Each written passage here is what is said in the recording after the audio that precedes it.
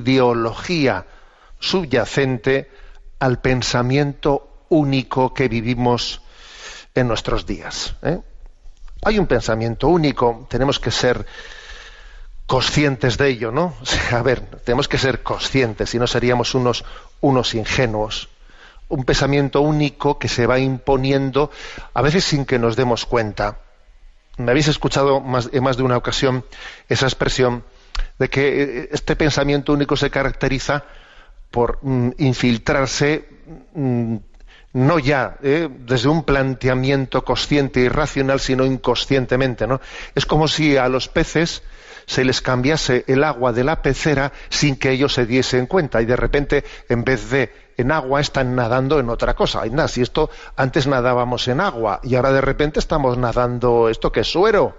Esto no es agua. Bueno, pues a los peces se les cambia el agua en la que nadan sin que se den cuenta. Algo así nos pasa a nosotros, ¿no? En nuestro contexto cultural. Por ejemplo, fijaros, ¿no? Pues recientemente la portavoz parlamentaria del Partido Socialista, Adriana Lastra, anunciaba que de una manera un poco emblemática, el primer debate que va a abordar el Congreso de los Diputados, ¿no?, en esta nueva legislatura en España, el debate estrella con el que se va a abrir el tema, ¿cuál creéis que va a ser?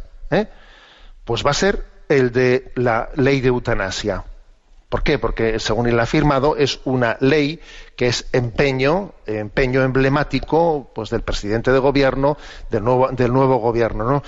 Es como algo emblemático, es curioso que se abra una legislatura, ni más ni menos, legalizando el suicidio asistido. Es todo un emblema, porque obviamente, ¿por dónde comenzamos? Es algo emblemático. Bueno, pues la primera ley va a ser la del suicidio asistido.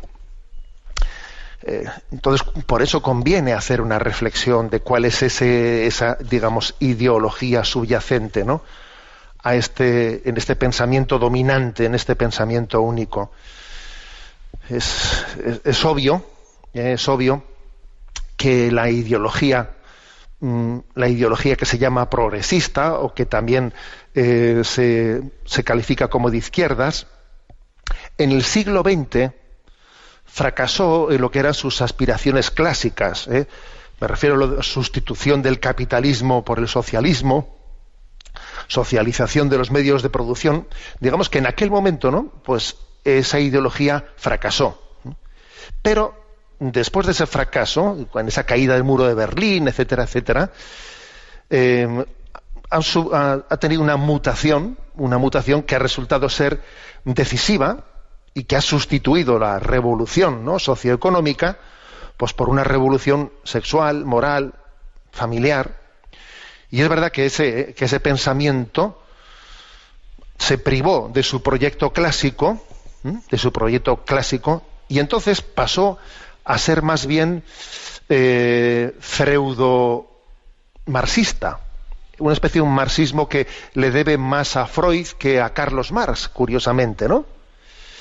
Se pasó a ligar al mayo del 68, y entonces sustituyó sus reivindicaciones tradicionales por las de la ideología de género, la permisividad sexual, el aborto libre, cuestionamiento de la familia, la hostilidad al cristianismo, lo que se llama multiculturalismo asimétrico, es decir, idealización de todos los sistemas culturales y de alguna manera avergonzarnos de nuestras propias raíces, bueno, etcétera, etcétera, etcétera, ¿no? O sea, digamos, la ideología subyacente al pensamiento único es una especie de liberacionismo, podríamos decir, pansexualista, ¿no?, de tipo de freudiano. O sea, todo lo que sea cuestionar la familia, la antropología, forma parte de este pensamiento único. Y además, con una característica, ¿no?, y es que más allá de lo que era lo que tradicionalmente se había llamado derecha e izquierda, pues se ha llegado a una especie de hibridismo ideológico, ¿no? Una ideología híbrida que al final todo el mundo entra por ella, que lo que antes se llamaba derecha, bueno, pues parece que se resiste a ese pensamiento único. En el primer momento se resiste, pero vamos, finalmente va con el freno de mano puesto, pero va en la misma dirección. Y un freno de mano que al final sigue andando en una dirección, al final el freno de mano cada vez tiene menos fuerza, claro, ¿no? O sea, es curioso, digamos, es curioso esta fuerza del pensamiento único ante la cual, ojo, tenemos que ser conscientes.